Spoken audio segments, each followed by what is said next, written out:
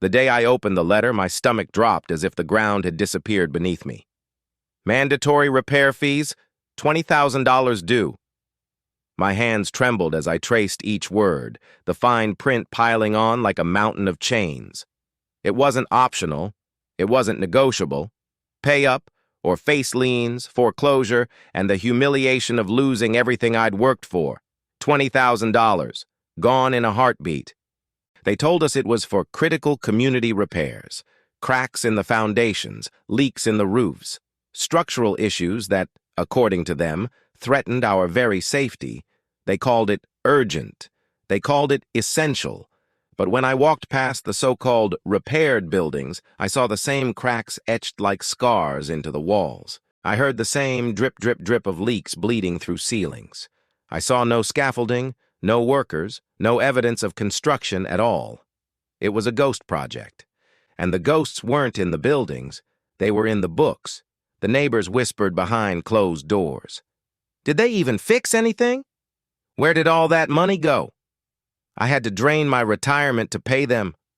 Every conversation carried the same cocktail of fear and fury, but no one dared raise their voice. Not against the board, not against her. The silence in the community wasn't peace, it was prison.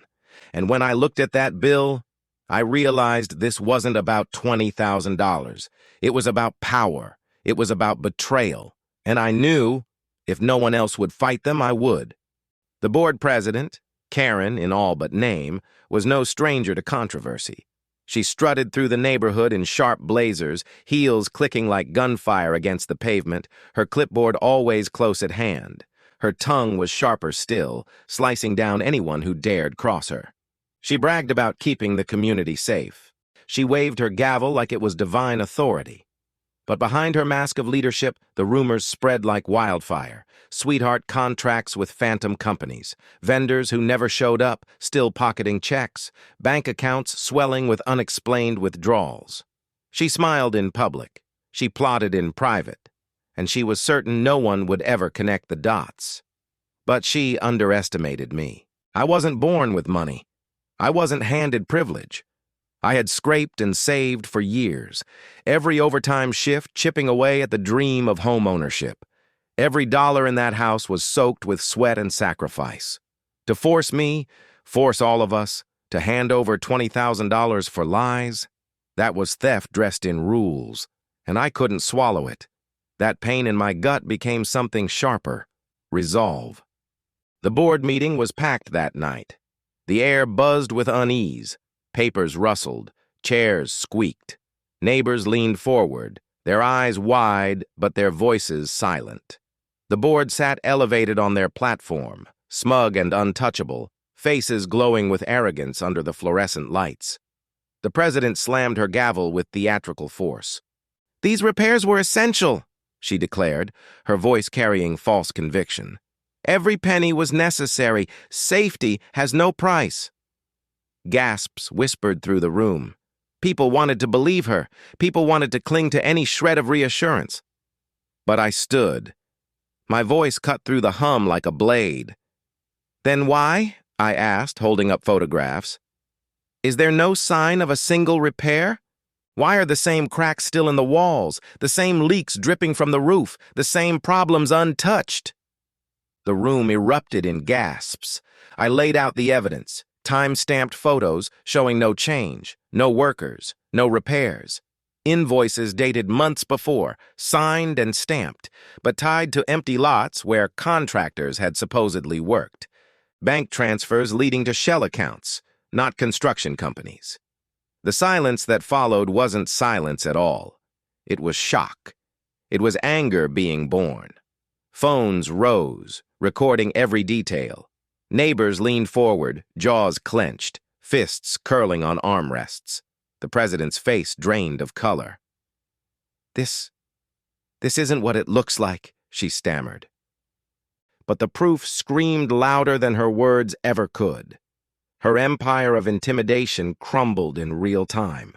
By morning, the story had spread like wildfire. HOA repair scam lit up social media feeds. Videos of the confrontation racked up thousands of views. Local news vans parked at the end of the cul-de-sac. Reporters knocked on doors, microphones hungry for sound bites. Neighbors who once whispered in fear now spoke openly. Politicians promised investigations. Attorneys offered free consultations.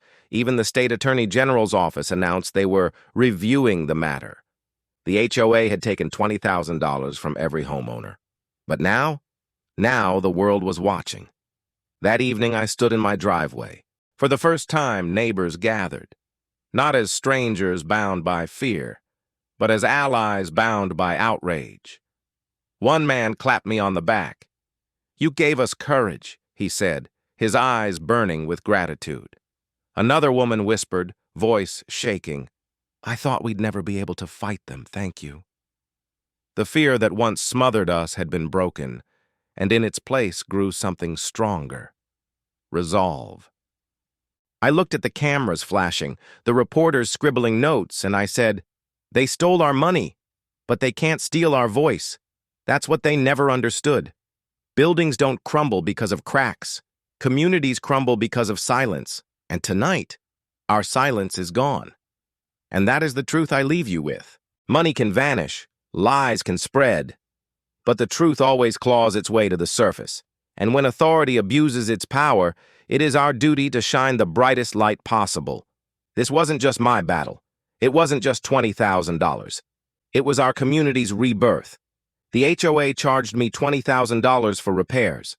But instead of fixing buildings, they fixed something they never expected: our courage. And if you believe in exposing corruption, share this story. Subscribe. Join me.